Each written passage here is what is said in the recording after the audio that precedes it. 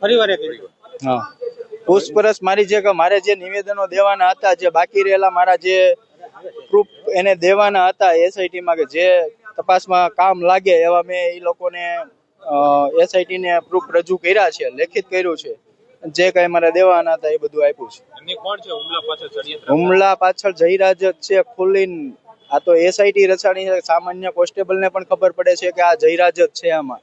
અત્યાર સુધીમાં હજી સુધી એક પણ જગ્યાએ હજુ પણ એ લોકો એમ કે છે કે ટેકનિકલ પુરાવા છે, એફએસએલ માં બધું મોકલું છે, એફએસએલ માંથી આવશે એટલે દૂધનું દૂધ ને પાણીનું પાણી કરી બતાવશે, એવું એસઆઈટી મને ભરોસો એવો આપ્યો છે. તમને જયારે માર માર્યો તો એ પછી આ જે ઈસમો છે માર મારનાર એમનો પણ વિડીયો વાયરલ થયો હતો, જ્યારે જયરાજ આહિર સમક્ષ તેઓ સામે બતાવી રહ્યા છે, એ બાબતે શું પૂછપરછ થઈ છે? એ વિડીયો છે એ જ કોને બતાવે છે એનો એફએસએલ માં રિપોર્ટ કરવા મોકલો છે. એ આવી જાય એટલે એમ કે છે કે જે કાંઈ હશે સત્ય બારું આવશે. નવનીતભાઈ, તમારા વિરુદ્ધ પણ આક્ષેપો થઈ રહ્યા છે, જેમાં ગેરકાયદેસર ખનન હોય અથવા અન્ય પ્રવૃત્તિઓ હોય, તમારી ઉપર કેસ થયા છે. એ તો આ બધો મુદ્દો ભટકાવવાનું સામેવાળાનું ષડયંત્ર છે, એવું કશું છે નહીં.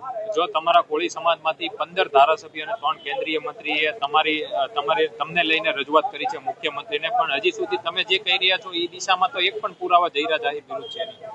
એ તપાસ ચાલુ છે ટેકનિકલ રીતે, એટલે થોડો ટાઈમ લાગે છે એવું કહે છે, બરોબર ને? જો યોગ્ય દિશામાં તપાસના મુખ્ય આરોપી સુધી નહીં પૂછે તો અમારો સમાજ ભેગો મળી, અમારા આગેવાનો ભેગા મળી અને મોટું સંમેલન કરશે. જો હમણાં સરપંચો અને બધાએ આગેવાનો મળી અને કીધું છે કે ભાઈ વહેલી તકે આનું નહીં ઓલું કાંઈ આવે તો બધા રાજીનામા આપી દે છે. તમે અત્યારે નિવેદન તમે જે આપ્યું, નિવેદનની અંદર તમે જયરાજ વિરુદ્ધમાં શું પુરાવા આપ્યા?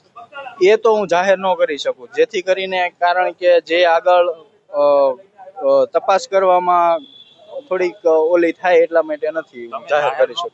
પણ આપ્યા છે ખરી તમે? હા, આપ્યા છે. કેવા પ્રકારના પ્રશ્નો કરવામાં આવ્યા હતા?